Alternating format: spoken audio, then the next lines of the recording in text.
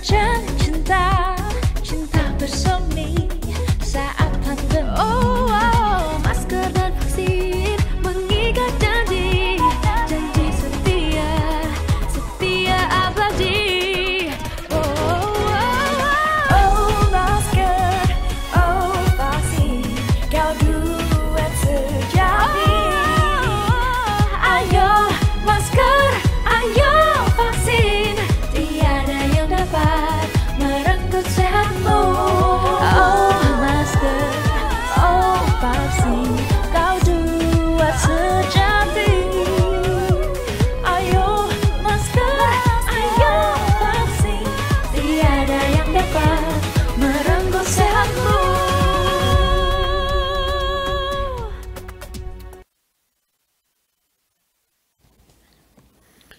Assalamualaikum warahmatullahi wabarakatuh. Selamat sore, salam sejahtera untuk kita semuanya. Hari ini saya akan menyampaikan perkembangan penanganan COVID-19 di Indonesia yang terkini. Saat ini terdapat pandangan yang berbeda tentang status dari pandemi COVID-19. Perlu ditelaah lebih lanjut berdasarkan data bagaimana kondisi COVID-19 di berbagai negara termasuk Indonesia untuk mengukur kesiapan menuju akhir pandemi. Jika dilihat pada tingkat global, sebagian besar negara sudah mengalami penurunan kasus dalam waktu yang cukup lama. Di Jerman dan Italia, kasus sudah turun selama 2 bulan sejak puncak kasus terakhir. Amerika dan Kanada dan India, kasusnya cenderung stabil setelah awal tahun. Dan Inggris sempat mengalami kenaikan di bulan Maret, namun terus menurun setelahnya.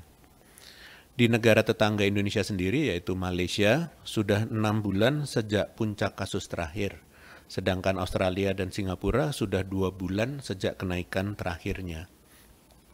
Korea Selatan dan Jepang menjadi negara yang baru saja pulih dari puncak kasusnya, di mana kedua negara tersebut mengalami puncak kasus di bulan Agustus lalu. Namun, masih terdapat beberapa negara yang mengalami kenaikan. Rusia, Prancis, dan Austria mengalami kenaikan kasus dalam kasus mingguan, di mana Rusia telah mengalami kenaikan sejak bulan Juli, sedangkan Prancis dan Austria baru mengalami kenaikan di bulan ini. Keadaan ini menjadi bukti bahwa kondisi COVID-19 yang dihadapi oleh berbagai negara berbeda-beda. Di Indonesia sendiri, kondisi COVID-19 sudah stabil sejak puncak terakhir di bulan Maret akibat varian Omikron. Sempat mengalami kenaikan di bulan Agustus, namun angkanya tidak signifikan. Kasus aktif dan positivity rate juga terus mengalami penurunan dengan bor nasional yang stabil di angka 5%. Kematian yang masih perlu untuk segera ditekan semaksimal mungkin karena saat ini masih mencatatkan lebih dari 100 kematian dalam 1 minggu. Angka tersebut terbilang cukup banyak karena kematian tidak hanya sekedar angka namun berarti nyawa. Di sisi lain, kesiapan kita dalam mengakhiri pandemi dan memulai transisi ke endemi perlu didukung kuat dari kesadaran masyarakat selain kesiapan pemerintah masing-masing daerah. Kesadaran masyarakat untuk melindungi dirinya dan orang lain dapat refleksi dari cakupan vaksinasi COVID-19, khususnya dosis ketiga. Sayangnya, meskipun sudah diberlakukan penegakan aturan wajib booster untuk bepergian dan memasuki tempat umum, nyatanya kenaikan angka cakupan vaksin booster belum signifikan. Sejak diberlakukan program booster pada awal tahun menuju akhir tahun ini, cakupannya baru sebesar 26% saja. Pengaturan wajib booster yang dikeluarkan tanggal 26 Agustus lalu juga belum mampu menaikkan cakupan vaksin booster secara signifikan. Ditandai dari kenaikan cakupan yang kurang dari 1%. Kesimpulannya, kita perlu berhati-hati dalam memaknai akhir pandemi. Kita perlu melihat perspektif yang lebih luas dan lebih dalam dari aspek kesiapan seluruh lapisan masyarakat dan pemerintahnya untuk bersama-sama bertanggung jawab mencegah terjadinya kenaikan kasus di kemudian hari. Selanjutnya, saya akan menyampaikan panduan dan tanggung jawab yang harus kita lakukan bersama dalam rangka mengakhiri pandemi COVID-19. Pada tanggal 14 September lalu, WHO memperbaharui pedoman penanganan COVID-19 yang menyoroti 5 pilar terintegrasi yang dapat menjadi fokus setiap negara dalam upayanya mengakhiri pandemi COVID. Penting untuk menjadi perhatian pemerintah pusat, daerah, dan seluruh masyarakat untuk bersama-sama menegakkan 5 pilar ini agar akhir pandemi dapat segera diraih. Pilar yang pertama adalah surveillance, laboratorium, dan pencerdasan masyarakat. Surveillance adalah kunci untuk mengidentifikasi kasus sejak dini dan mencegah terjadinya penyebaran yang lebih luas. Kunci pelaksanaan surveillance ada di tingkat terkecil, yaitu RT RW yang didukung oleh petugas puskesmas di tingkat kelurahan. Surveillance juga dapat terlaksana dengan baik jika ada dukungan dari warga untuk bersedia memberikan informasi yang benar apabila petugas melakukan penelusuran kontak. Yang berikutnya adalah laboratorium, berfungsi penting dalam penegakan diagnosis COVID, terutama melalui tes PCR. Meskipun tes antigen telah banyak digunakan untuk kepentingan hasil yang cepat, namun jika di kemudian hari kasus meningkat kembali, tes PCR tetap menjadi perlu dan hal tersebut memerlukan dukungan laboratorium yang memadai secara merata di seluruh Indonesia. Pencerdasan kesehatan masyarakat oleh para pakar tentunya berperan penting untuk membangun pemahaman dan kesadaran masyarakat terhadap COVID. Keterlibatan pakar di bidangnya dalam pengambilan keputusan, penegakan aturan, maupun penyusunan inovasi penanganan COVID sangat diperlukan agar langkah yang diambil efektif dan tepat sasaran. Pilar yang kedua adalah vaksinasi dan pemberdayaan masyarakat. Vaksinasi penting untuk membentuk kekebalan komunitas karena fakta yang terjadi di dunia, vaksinasi telah menyelamatkan ratusan juta nyawa. Semakin banyak orang yang divaksin, maka semakin terlindungi tidak hanya pada orang tersebut, namun juga kelompok rentan. Cakupan vaksin booster yang baru 26% ini perlu ditingkatkan lagi dengan memastikan ketersediaan vaksin di setiap daerah dan meningkatkan kesadaran masyarakat untuk segera vaksin booster. Pemberdayaan komunitas penting untuk meningkatkan kesadaran masyarakat bahwa penanganan COVID menjadi tanggung jawab bersama. Menghidupkan kembali Satgas Posko hingga tingkat RT RW dapat menjadi salah satu wadah pemberdayaan komunitas, utamanya pada pemantauan protokol kesehatan, pemantauan pasien positif, dan penelusuran kontak erat. Pilar ketiga adalah sistem kesehatan yang tangguh. Penting untuk dicapai dengan memastikan ketersediaan sumber daya dan fasilitas testing, tracing, dan treatment yang memadai dan mudah diakses oleh seluruh lapisan masyarakat. Peran puskesmas serta rumah sakit rujukan COVID-19 termasuk ketersediaan fasilitas isolasi dan karantina minimal pada setiap wilayah di Indonesia harus selalu siap untuk menghadapi kenaikan kasus yang sewaktu-waktu dapat terjadi. Pilar keempat adalah penelitian dan pengembangan ilmu pengetahuan.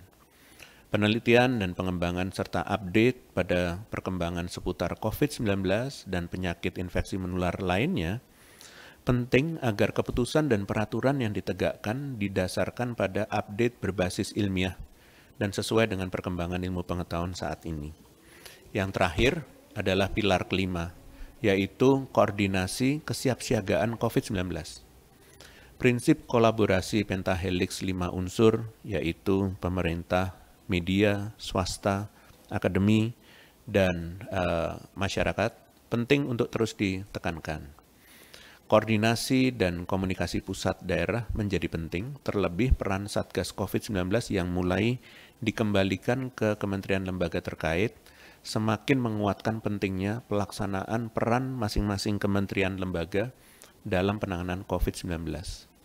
Selain itu, masyarakat dapat berkontribusi mengakhiri pandemi dengan cara menjaga imunitas masing-masing dengan menerapkan perilaku hidup bersih dan sehat atau PHBS. Hal kecil dan mudah yang memiliki dampak besar bagi ketahanan kesehatan tubuh, diantaranya seperti tidur yang cukup, tidak bergadang, aktif berolahraga rutin, makan makanan sehat, serta yang tidak kalah pentingnya adalah menggunakan masker saat merasa sakit atau tidak enak badan dan ketika berada di kondisi kerumunan. Mengikuti anjuran yang telah ditetapkan pemerintah. Pada prinsipnya, setiap kebijakan yang dibuat pemerintah dalam penanganan pandemi bertujuan untuk menyelamatkan masyarakat terhindar dari COVID-19. Oleh karena itu, partisipasi masyarakat untuk turut andil mengikuti anjuran yang ditetapkan oleh pemerintah sangatlah penting. Kemudian pedoman WHO ini kemudian diturunkan menjadi 6 ringkasan kebijakan untuk menjadi perhatian masing-masing negara termasuk Indonesia, yaitu yang pertama adalah testing, yang kedua adalah manajemen klinis COVID-19, yang ketiga adalah vaksinasi, yang keempat adalah pencegahan infeksi pada fasilitas kesehatan rujukan COVID-19, yang kelima adalah komunikasi risiko dan pemberdayaan masyarakat, dan yang keenam adalah mengatur informasi seputar pandemi COVID-19. Diharapkan Indonesia juga dapat menelaah lebih lanjut 6 poin penting ini dan merefleksikannya pada situasi di Indonesia. Terakhir, Presiden Joko Widodo kembali mengingatkan kita pentingnya kewaspadaan dan kehati-hatian kepada seluruh masyarakat meskipun kondisi di Indonesia kian membaik. WHO sebagai Badan Kesehatan Dunia yang berwenang menentukan akhir pandemi dan tugas Indonesia ialah mempersiapkan semaksimal mungkin agar ketika telah dinyatakan berakhir, kita tetap siap dengan skenario terburuk seperti terjadinya kembali kenaikan kasus di kemudian hari. Sekian konferensi pers pada hari ini, saya akan melanjutkan dengan sesi tanya-jawab media. Terima kasih. Baik, Prof. Terima kasih. Pertanyaan pertama dari Ratih, Kontan, dan Hendro, bita1.com. Bagaimana sejauh ini penyiapan roadmap atau peta jalan endemi? Apa saja parameter dalam menetapkan status endemi, Prof? Terima kasih. Baik, terima kasih kepada Kontan dan berita1.com. Satgas COVID-19 saat ini sedang merancang roadmap masa transisi menuju hidup berdampingan dengan COVID-19 yang akan diinformasikan lebih lanjut ke depannya. Kemudian, pengakhiran situasi pandemi harus didukung dan dijalankan dengan penguatan 5 pilar yang harus terintegrasi serta kontribusi aktif kepada seluruh instrumen masyarakat seperti yang sudah saya sampaikan sebelumnya. Terima kasih. Baik, Prof. Pertanyaan kedua dari Ratih dari Kontan. Kemudian Presiden Amerika Serikat Joe Biden mengatakan negaranya sudah bebas pandemi. Bagaimana dengan Indonesia? Baik, terima kasih Kontan. Indonesia masih mengedepankan prinsip kehati-hatian dan kewaspadaan. Jangan sampai kita tergesa-gesa menyampaikan bebas pandemi tanpa mengacu pada data dan kondisi COVID-19 terkini dari berbagai negara di dunia. Terima kasih. Baik, Prof. Pertanyaan selanjutnya dari Fitri, liputan6.com. WHO mengeluarkan 6 ringkasan kebijakan untuk mengakhiri pandemi COVID-19. Dari 6 poin tersebut, selain Indonesia harus mengejar cakupan vaksinasi, poin apa lagi yang butuh inovasi lebih buat dikejar? Mengingat penanganan COVID sudah cukup terkendali sekarang ini. Lalu, merespon pernyataan WHO bahwa akhir pandemi di depan mata. Apakah pemerintah sudah mulai menyiapkan perubahan regulasi terkait pencabutan status pandemi dari WHO nantinya? Baik, terima kasih liputan6.com. 5 pilar strategi pengakhiran pandemi merupakan guideline dan turunan dari 6 ringkasan kebijakan dari WHO. Vaksinasi booster perlu untuk terus dikejar. Salah satu cara yang dilakukan pemerintah adalah dengan menegakkan peraturan yang mengharuskan masyarakat untuk vaksin booster untuk dapat mengakses fasilitas publik. Namun, sekali lagi, kesadaran untuk vaksin booster kembali pada masing-masing individu sebagai tanggung jawab untuk melindungi diri sendiri dan orang lain. Saya ingatkan untuk jangan menganggap remeh COVID-19 karena tingkat kematian mingguan di Indonesia masih di atas 100 jiwa. Kematian karena COVID-19 bukanlah sekedar angka tanpa makna, oleh karena itu dimohon kepada seluruh pemerintah daerah untuk memastikan ketersediaan vaksin booster dan segera mengidentifikasi serta mendorong warganya yang belum booster. Pada prinsipnya, pencegahan lebih penting dibandingkan pengobatan. sehingga peran masyarakat untuk saling mengingatkan adalah cara yang paling efektif untuk kita lakukan bersama. Terima kasih. Baik Prof, pertanyaan terakhir dari media yang sama. Ada usulan sudah waktunya sekarang untuk menghentikan PPKM, tapi tetap mengejar cakupan vaksinasi. Bagaimana tanggapan Satgas terkait hal itu? Kemudian jika tren COVID-19 terus melandai sampai akhir tahun ini, apakah Indonesia siap menuju endemi di awal 2023? Terima kasih. Terima kasih. PPKM merupakan kebijakan yang menjaga kita sebagai masyarakat apabila ke depannya terjadi kembali lonjakan kasus COVID-19.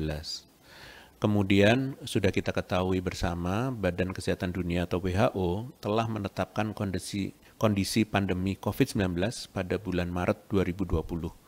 Oleh karena itu, kewenangan untuk mengakhiri status pandemi merupakan keputusan dari WHO. Baik, terima kasih atas perhatiannya. Dengan demikian konferensi pers berakhir. Selamat sore. Wassalamualaikum warahmatullahi wabarakatuh.